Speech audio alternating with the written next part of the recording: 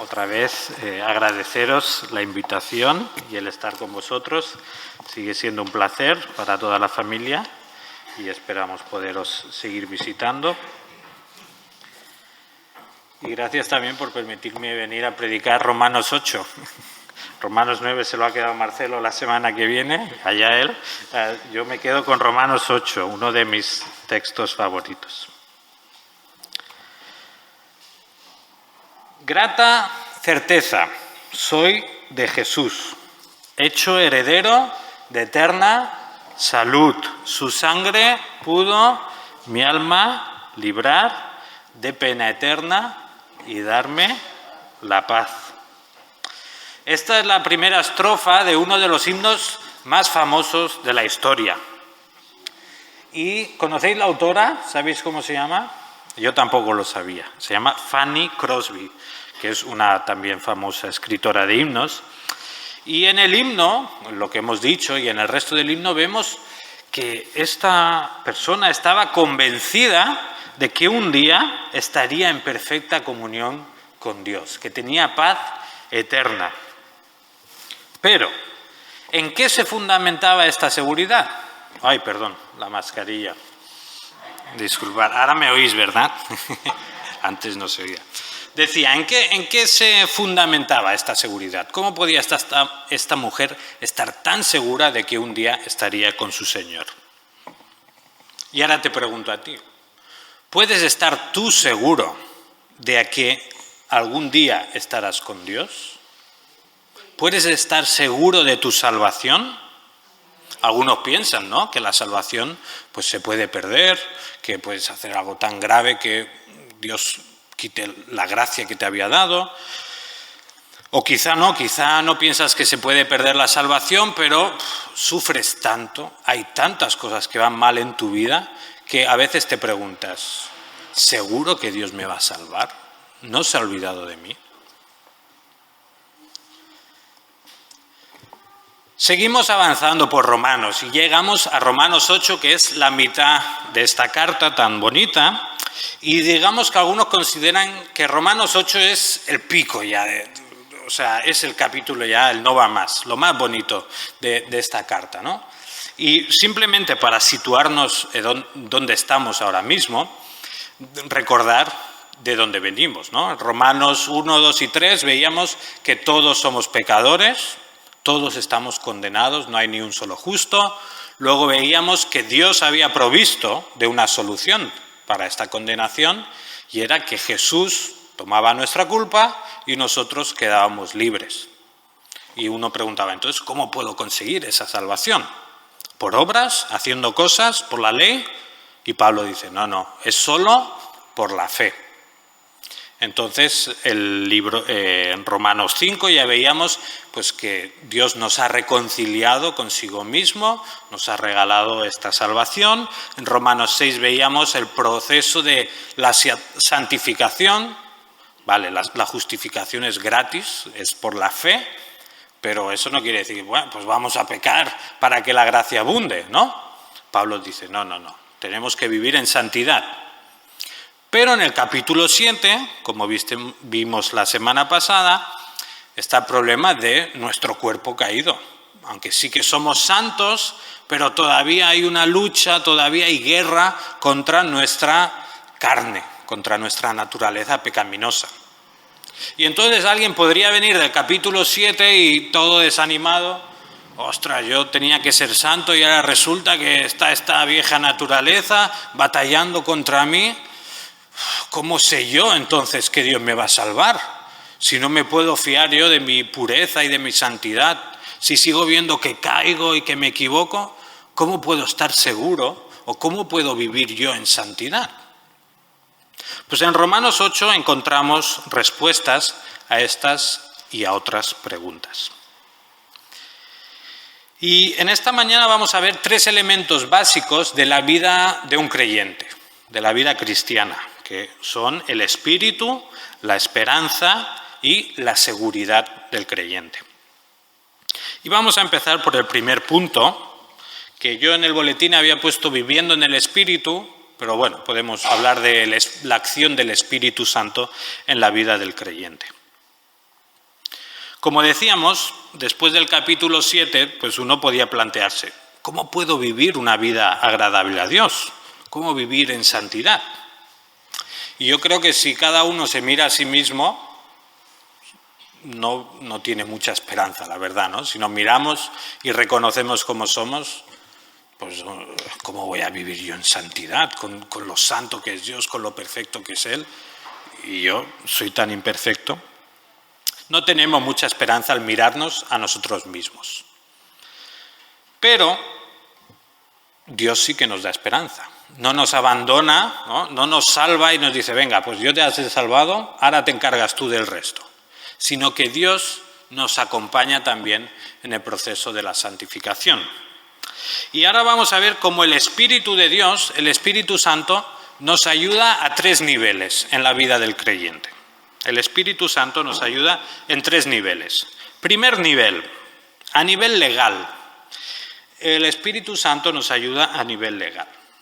Fijaos en el versículo 1 y 2 de Romanos 8. También deciros que lo leo de la Nueva Versión Internacional. Por si no coincide con vuestra versión, no os preocupéis. Dice así: por lo tanto, ya no hay ninguna condenación para los que están unidos a Cristo Jesús, pues por medio de Él, la ley del Espíritu de vida me ha liberado de la ley del pecado y de la muerte. Antes de dar ninguna instrucción a sus lectores, Pablo empieza recordando otra vez más la posición que sus lectores tienen delante de Dios. Él recuerda que ya no hay ninguna condenación. Ya no somos culpables. Ya no nos pueden acusar de nada porque Cristo ya ha cumplido con nuestra condena. Fijaos el versículo 3. Dice que Dios envió a su propio Hijo en condición semejante a nuestra condición de pecadores para que se ofreciera en sacrificio por el pecado. La obra de Jesús es la que delante de Dios nos hace justos. Pero podríamos decir que ese veredicto de justo nos llega a nosotros a través del Espíritu Santo. Es como si el Espíritu Santo es el que nos trae el veredicto y nos lo da, ¿no? La ley del Espíritu de vida en Cristo Jesús te libertó de la ley del pecado y de la muerte. Ahora, esto no es lo único que hace el Espíritu Santo. El ámbito legal está bien, es necesario, pero las palabras que aquí escribe Pablo van más allá de lo legal, ¿no? Por ejemplo, si compras un piso y te dan las escrituras del piso, ¿está bien tener las escrituras? Sí, ¿no? O si alquilas un piso, ¿está bien tener el contrato? Obviamente. Pero es que el contrato en sí no es la vida, ¿no? Lo que a ti te interesa es estar dentro del piso y vivir en el piso, ¿no? Pues lo que vemos ahora es que el Espíritu Santo no solo nos da los papeles de justos, sino que nos ayuda a vivir en justicia también. El Espíritu Santo nos ayuda en el aspecto vivencial. Versículo 5. Pablo empieza a describir 2 estilos de vida, completamente opuestos. Fijaos, los que viven conforme a la naturaleza pecaminosa, esto es la carne, en vuestras versiones seguramente, los que viven conforme a la naturaleza pecaminosa fijan la mente en los deseos de tal naturaleza. En cambio, los que viven conforme al Espíritu fijan la mente en los deseos del Espíritu. O sea, aquí hay 2 tipos de personas. Los que viven centrados en este mundo, ¿no? El típico que necesita el último modelo del iPhone, el coche más bonito, la casa más grande, la familia más guapa. Todo para este mundo. Y luego está el que vive pensando en las cosas del Espíritu. Dice Pablo que la mentalidad pecaminosa, o sea, esta carne, estar centrados en la carne, es muerte. Y que los que viven conforme a la naturaleza pecaminosa no pueden agradar a Dios. O sea, es incompatible vivir para este mundo y tratar de agradar a Dios. Dice el versículo 13, que si vivís conforme a la naturaleza pecaminosa, moriréis.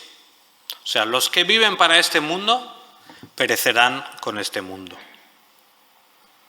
Pero Pablo nos da esperanza. Decíamos que si nos miramos a nosotros mismos, pues poca esperanza tenemos. Pero Pablo nos da la clave en el versículo 11. Versículo 11 dice: «Y si el espíritu de aquel que levantó a Jesús de entre los muertos vive en vosotros, el mismo que levantó de entre los muertos a Cristo, también dará vida a vuestros cuerpos mortales por medio de su Espíritu que vive en vosotros». ¿Cómo podemos vivir en santidad? Por medio del Espíritu Santo. No estamos solos en nuestra lucha contra el pecado. Como decía, Dios no nos justifica y luego dices, pues ahora ya te apañas tú solo. Al revés, Dios nos justifica, pero además nos acompaña en nuestro crecimiento, en nuestra santidad. Ya en el capítulo 5, en el versículo 5, leíamos que Dios ha derramado su amor en nuestro corazón por el Espíritu Santo que nos ha dado. La obra de Dios en nuestra vida no es solo una obra legal, sino que también es una obra vivencial. La experiencia de nuestra vida cambia. Y como hemos visto también en Romanos 6, ya no somos esclavos del pecado. Antes de la conversión no podíamos hacer nada más que no fuera pecar. Pero una vez liberados del pecado, ya no somos esclavos. Ahora ya podemos obedecer a nuestro Dios y vivir en santidad. Y lejos de ver la santidad como... Porque ¿qué pasó, por ejemplo? En el primer siglo, en el segundo siglo, empezaron algunas sectas, sobre todo pues, movimientos gnósticos, que lo que decían era, bueno, sí, el espíritu es lo bueno, ¿vale? O sea, hay que ser espirituales. Entonces pensaban, el espíritu, la mente, el conocimiento, todo eso es lo importante. Pero el cuerpo no importa para mucho. Entonces, con tu cuerpo haz lo que quieras.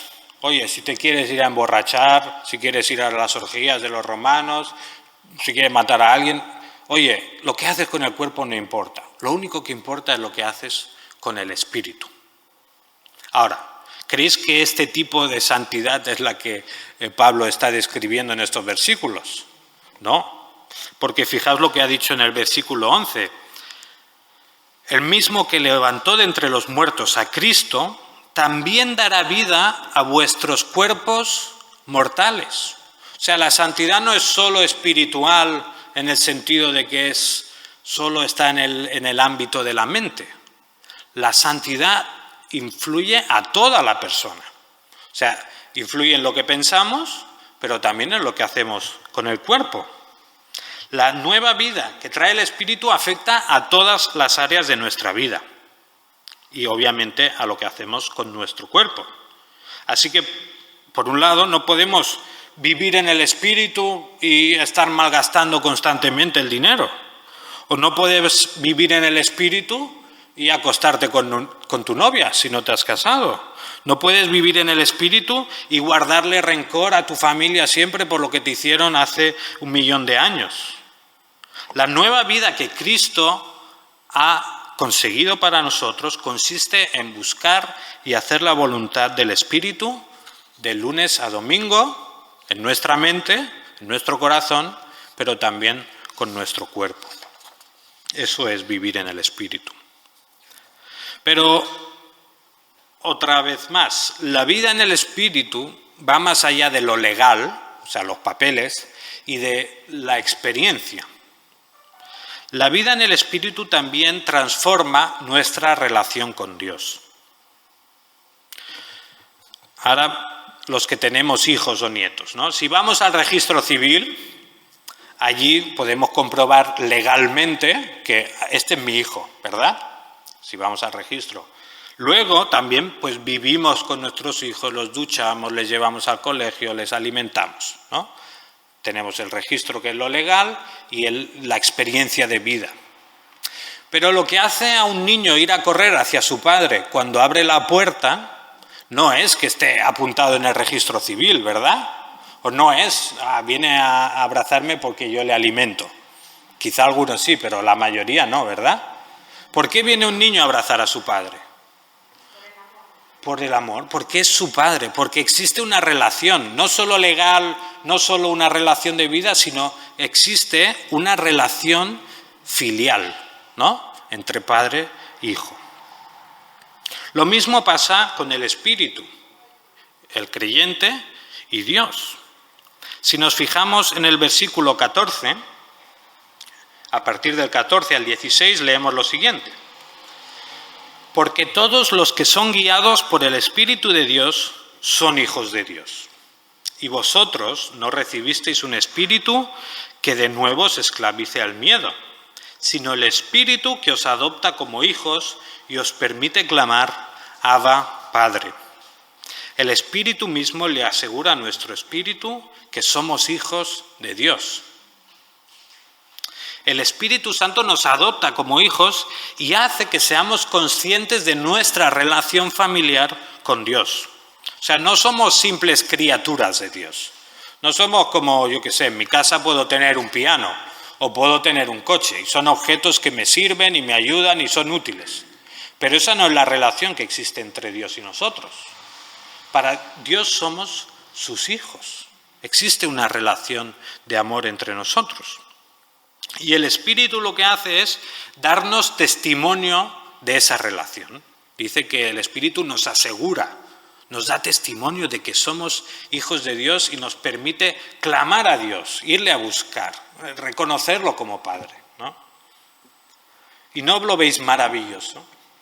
¿No os parece precioso que el creador del universo, el que ha hecho todas las estrellas, las montañas, los millones de ángeles que le adoran, los océanos, el Dios que gobierna toda la tierra, al que no se le escapa nada de nada, ese Dios tan grande es tu Padre? Y lo maravilloso no acaba aquí, porque fijaos versículo 16. Dice que el Espíritu mismo le asegura a nuestro espíritu que somos hijos de Dios. Y dice, y si somos hijos, somos herederos. Herederos de Dios y coherederos con Cristo. Pues si ahora sufrimos con Él, también tendremos parte con Él en su gloria. Somos herederos de Dios, coherederos con Cristo. Tendremos parte en la gloria de Dios. El Espíritu Santo nos libra del pecado y de la muerte, nos ayuda a nivel legal. El Espíritu Santo nos ayuda también a vivir una vida de santidad y el Espíritu Santo nos adopta como hijos. Qué bonito, ¿verdad? Pues la verdad es que sí, pero hay un pero, y yo no sé si os habéis dado cuenta de este pero. Si tuvierais que ponerle un pero a algún versículo que hemos leído hace poco, ¿cuál le pondríais? Versículo 17. Somos herederos y coherederos con Cristo si ahora sufrimos con Él. Vaya, ya nos pensábamos que iba a ser un camino de rosas, que teníamos el Espíritu, que nos adopta, que ya no hay condenación, nos ayuda a vivir en santidad. Y ahora Pablo nos dice, si sufrimos con Él. Un poco de bajón, ¿no? Bueno, vamos a ver qué hacemos con este sufrimiento. Esto es lo que vamos a ver en el segundo punto y lo que empieza a desarrollar Pablo a partir del versículo 18. Segundo punto, esperando en el sufrimiento. De hecho, versículo 18, considero que en nada se comparan los sufrimientos actuales con la gloria que habrá de revelarse en nosotros. Si alguien tenía alguna esperanza que la referencia al sufrimiento fuera accidental o que estaba ahí de pasada, no es así. El versículo 18 se nos vuelve a recordar y se nos habla de que vamos a sufrir. Y Jesús ya lo dijo, ¿verdad? En este mundo tendréis aflicción. Bueno, si nos lo ha prometido nuestro Señor, será que es verdad, ¿no? A partir del versículo 19 y hasta el 22, Pablo empieza a explicar cómo la creación misma de Dios, la tierra, está enferma. Está como con dolores de parto. Y yo creo que viendo, por ejemplo, las imágenes ahora de La Palma, con ese volcán que sigue sacando lava, si nos fijamos en el resto del mundo, inundaciones y de todo, ¿alguien puede dudar que este mundo está enfermo? O sea, que no funciona del todo bien, ¿verdad? Algo pasa, ¿no? Pero no es solo el mundo. Versículo 22. Sabemos que toda la creación todavía gime a una, como si tuviera dolores de parto. Y no solo ella, sino también nosotros mismos, que tenemos las primicias del Espíritu, gemimos interiormente mientras aguardamos nuestra adopción como hijos, es decir, la redención de nuestro cuerpo. Nosotros también sufrimos, los creyentes. Los creyentes sufren.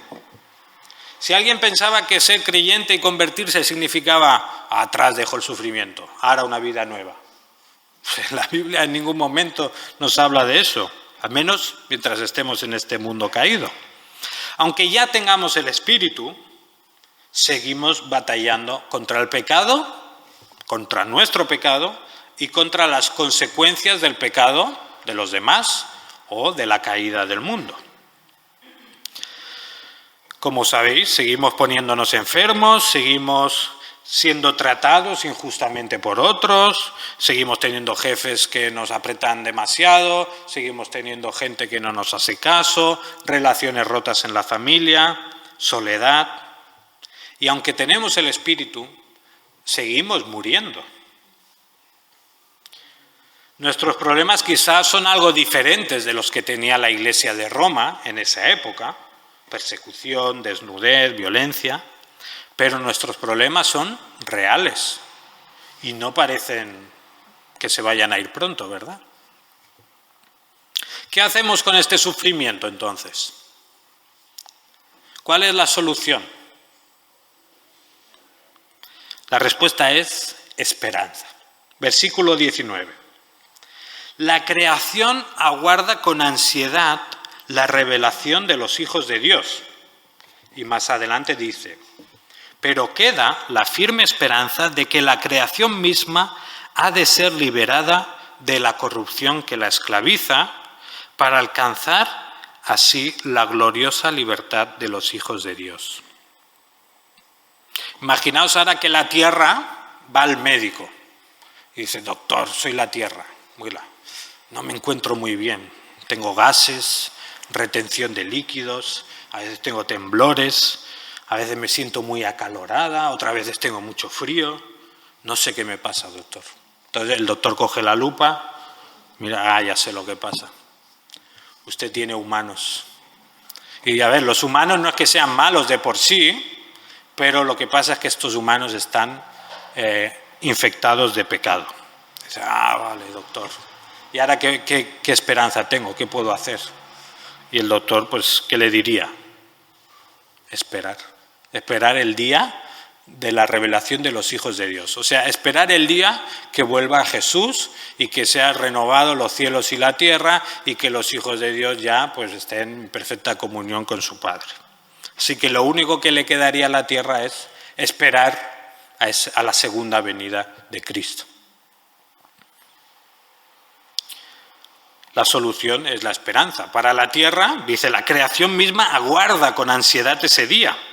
Obviamente esto es una personificación. No penséis ahora que los árboles están como pensando en... Esto es una figura literaria. Pero Pablo está diciendo que de alguna manera la tierra anhela que venga ese día de liberación. Y eso es un ejemplo para nosotros mismos. Versículo 23... En el versículo 23 leíamos que nosotros, los que tenemos el Espíritu Santo, gemimos interiormente mientras aguardamos nuestra adopción como hijos, es decir, la redención de nuestro cuerpo. Nosotros también esperamos que llegue ese día, Esperamos que llegue el día en que Jesús venga, en que seamos resucitados, en que tengamos ya un cuerpo glorioso, en el que ya no estemos sufriendo, no nos duelan las rodillas, no nos duela el corazón, o que estemos perfectamente, ¿no?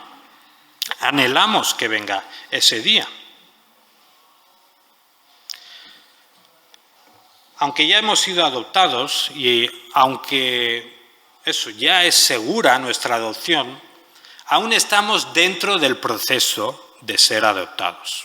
Y aunque ya todo el papeleo está hecho, ya somos declarados justos, aún estamos esperando a que vengan a buscarnos para habitar en nuestra casa celestial.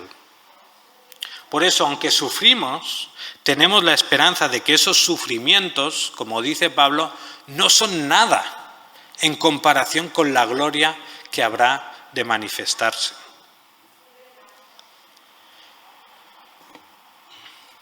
Como dice Pablo, estos sufrimientos, o cuando habla de la tierra, dice que está como con dolores de parto, ¿no? Y ahora, yo habiendo tenido 2 hijas, no he tenido dolores de parto, eso lo puedo asegurar, pero he estado presente en ambos partos. Y me puedo hacer una idea muy de que, ostras, estos dolores de parto de verdad duelen, ¿no? Aquí las que habéis tenido hijos lo podéis confirmar, supongo. Los dolores de parto son tremendamente desagradables. Yo creo que son casi indescriptibles. Pero había algo en estos 2 partos que me llamaba mucho la atención. Y es que Sara, a pesar de estar en medio de este sufrimiento, de estar con estos dolores, esas contracciones, todo el jaleo que representa, en su mirada había algo especial. O sea, ella estaba sufriendo los dolores más grandes de su vida. Pero a la vez, si tú le mirabas a los ojos, tenía esperanza.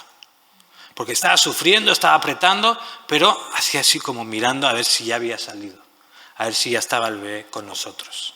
Entonces, aunque estaba sufriendo mucho dolor, lo que le ayudaba a superarlo era la esperanza de ver a sus hijos, ¿no?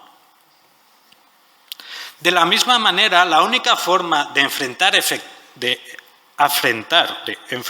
efectivamente nuestros sufrimientos es con la esperanza de saber que lo que vendrá después será mucho mejor. Así que si estás sufriendo ahora, confía en que ese sufrimiento no es inútil. Deja que el sufrimiento te lleve a la esperanza. Igual que la sensación de hambre cuando estás ayunando te lleva a orar, ¿no? Ay, estoy ayunando, vamos a orar, ¿no? El sufrimiento en nuestra vida debe llevarnos a la esperanza en nuestro Dios, ¿no? Cuando estamos sufriendo por algo, lo que tiene que recordarnos es, ay, yo tengo un Dios más grande, yo tengo un Dios que puede ayudarme en este sufrimiento y lo que vendrá después será mucho mejor de lo que estoy pasando ahora. Pasamos ahora al siguiente punto y, bueno, quizás después de hablar de tanto sufrimiento, pues a alguno le podría surgir la cuestión, ¿no? ¿Cómo puedo estar seguro de que Dios me va a salvar, ¿no? Porque hay sufrimientos tan grandes, tan tremendos, que a uno pues se le desmonta toda la vida y que no entiende cómo Dios ha podido permitir eso y quizás si estoy sufriendo tanto es porque Dios ya no me ama o Dios no quiere estar conmigo, ¿no? Quizá a alguno le podía venir a la mente esos pensamientos. Pablo escribe los siguientes versículos a la iglesia de Roma para asegurar y dar confianza a los creyentes en cuanto a su salvación. Y podemos decir, y les quería decir a sus lectores, que ellos estaban seguros en Cristo. Esto es lo que vemos a partir del versículo 28. Seguros en Cristo. Y en este punto vamos a ver 3 motivos por los que los creyentes pueden sentirse seguros de su salvación. Hay más motivos, o sea, son muchos versículos y es una pena en un solo sermón tener que hablar de todo Romanos 8, pero esta sección del 28 al 39 es una de las más gloriosas de toda la Biblia. Y si tienes que aprenderte algo de memoria en la Biblia, yo te recomendaría, empieza por estos 11 versículos. Empezamos en el famoso versículo 28, que yo creo que sabemos todos de memoria, ¿verdad? Primero lo digo en la Nueva Versión Internacional. Ahora bien, sabemos que Dios dispone todas las cosas para el bien de quienes lo aman. Pero ¿cómo suena la Reina Valera? Y sabemos que a los que aman a Dios, todas las cosas ayudan a bien. Esto sí que es bonito, ¿eh? Es para tenerlo colgado en nuestra casa en todo momento.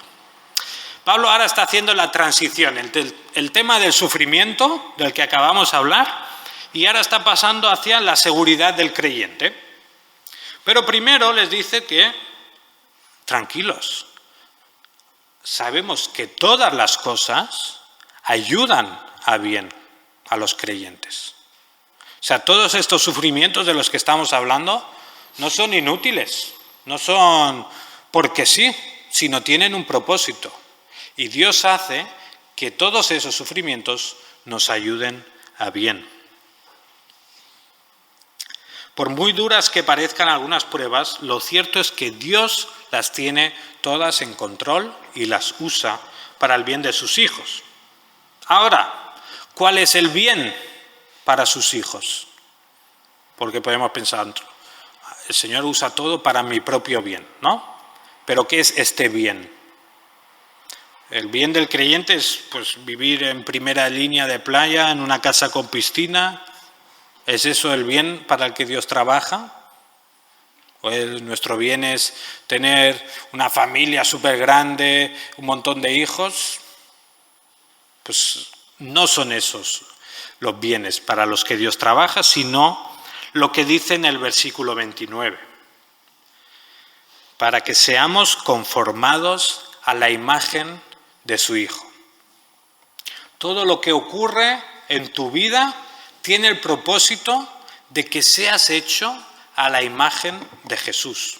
O sea, de que cada vez nos parezcamos más a Jesús. Eso es el bien para el que todas las cosas Dios las usa. Vamos, como decía, a ver 3 motivos por los que podemos sentirnos seguros de nuestra salvación. Primer motivo, podemos estar seguros porque es Dios la causa de nuestra salvación. Versículos 28 al 30, los volvemos a leer. Ahora bien, sabemos que Dios dispone todas las cosas para el bien de quienes lo aman, los que han sido llamados de acuerdo con su propósito. Porque a los que Dios conoció de antemano, también los predestinó a ser transformados según la imagen de su Hijo, para que Él sea el primogénito entre muchos hermanos. A los que predestinó, también los llamó. A los que llamó, también los justificó. Y a los que justificó, también los glorificó. Fijaos que en todos estos versículos, el actor principal es Dios. Los que aman a Dios son los que han sido llamados por Dios. No amamos a Dios porque seamos mejores que otros. No amamos a Dios porque seamos más sabios o seamos los más humildes o los más inteligentes. Aquí dice que amamos a Dios porque Él nos ha llamado. Y no solo eso, fijaos, el versículo 30 es como si cogiéramos, imaginaos que esto es la salvación y cogemos una muestra, la ponemos en una plaqueta y la vemos con un microscopio, pues esto es lo que tenemos en el versículo 30.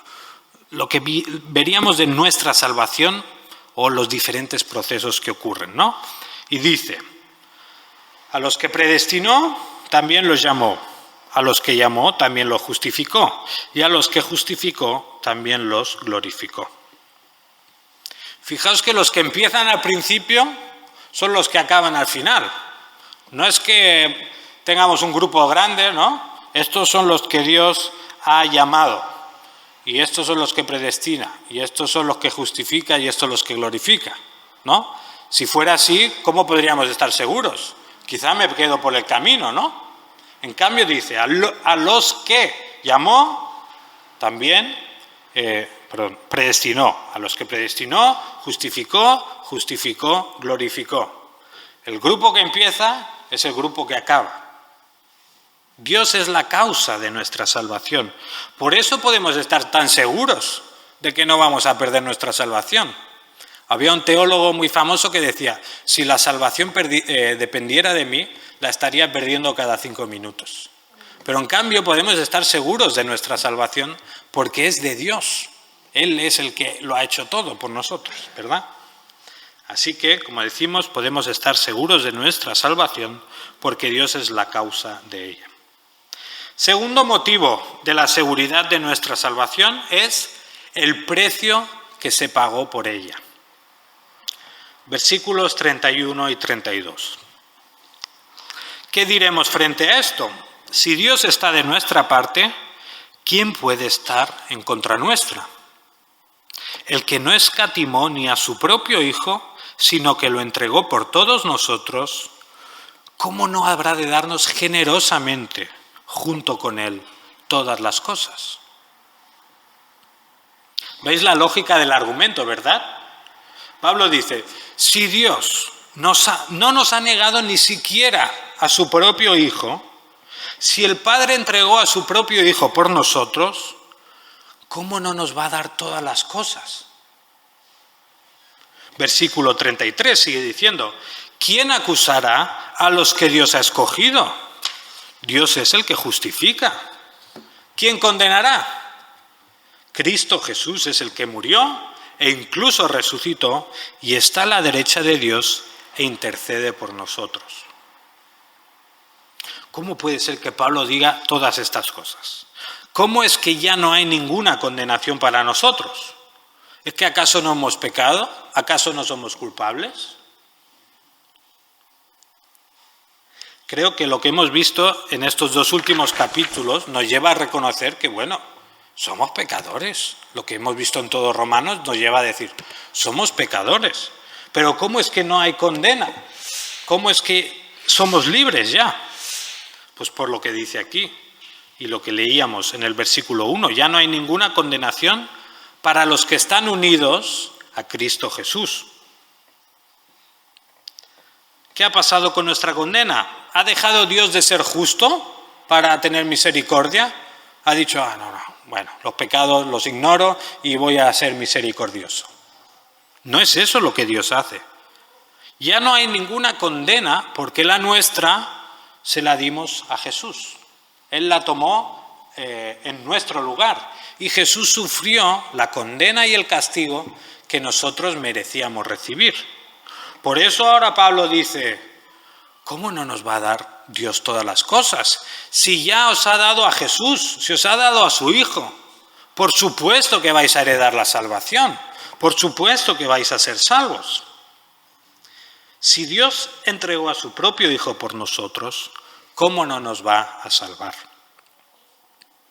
Imaginaos a un adolescente ahorrando 1 año o 2 años para poderse comprar una Play 5. No sé si hay alguno por aquí, seguro. Bueno, imaginaos que está 2 años ahorrando y va a la tienda y la compra.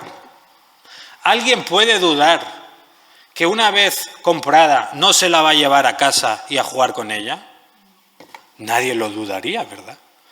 O imagínate que llevas también 2 años ahorrando para ahorrar y poder comprarte un billete para ir a tu país y ver a tu familia.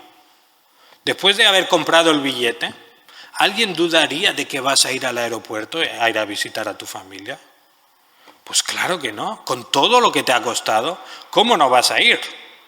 Pues esto es lo que Pablo está diciendo. Con lo que Dios ha pagado por nosotros, dando a su Hijo, ¿cómo no nos va a salvar? ¿Cómo no nos va a salvar? Podemos estar seguros de nuestra salvación por el precio tan grande que se pagó por ella. Finalmente, el tercer motivo de nuestra seguridad, la fortaleza de nuestra salvación. Versículos 35 hasta el final.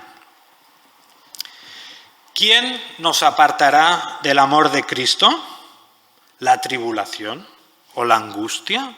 ¿La persecución, el hambre, la indigencia, el peligro o la violencia? Así está escrito: por tu causa siempre nos llevan a la muerte. Nos tratan como a ovejas para el matadero. Sin embargo, en todo esto somos más que vencedores por medio de aquel que nos amó.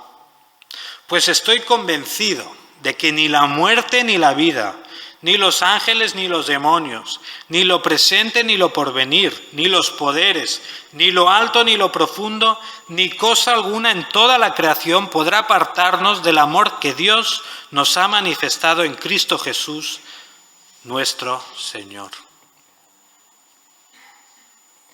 Estas palabras finales tenían un mensaje muy claro. Vuestra salvación es intocable.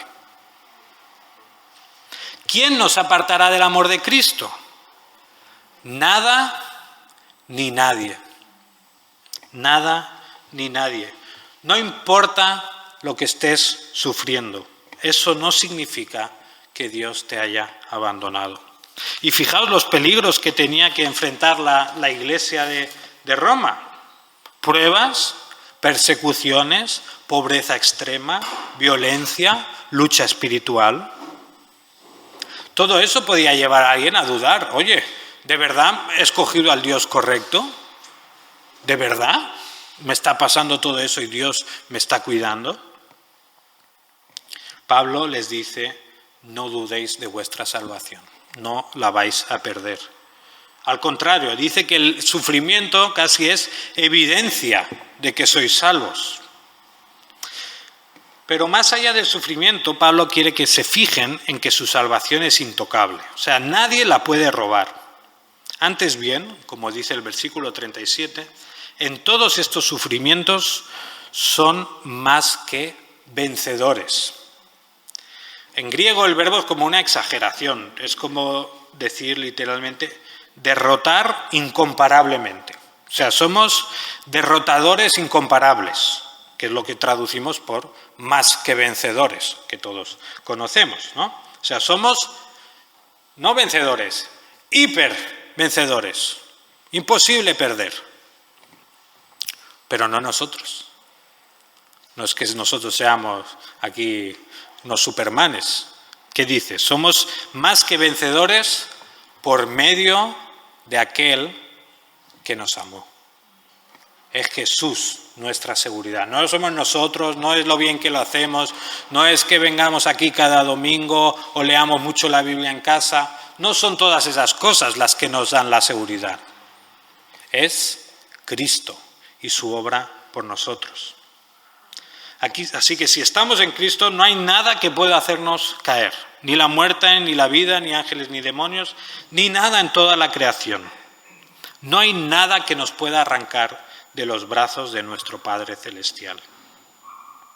El sufrimiento y dolor están asegurados en nuestra vida cristiana, pero la victoria aún es más segura que nuestro sufrimiento.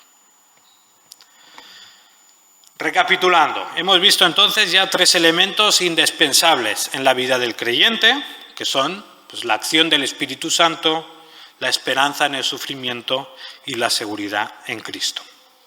Y recordáis, al principio del mensaje hablaba de un himno, ¿verdad? El de Grata Certeza, y de su autora, que es Fanny Crosby. Pero algo que no os he dicho es que Fanny Crosby era ciega, no veía nada desde pequeña. Aún así, ella no tenía ninguna duda de lo que Dios iba a hacer en su vida. Lo que su historia nos demuestra es que, aunque había 1.000.000 de cosas que Fanny Crosby no podía ver, por lo que sabía, podía estar segura de su salvación. No es lo que vemos lo que nos da esperanza, es lo que sabemos. Y como dice el versículo 28, sabemos que a los que aman a Dios, todas las cosas ayudan a bien.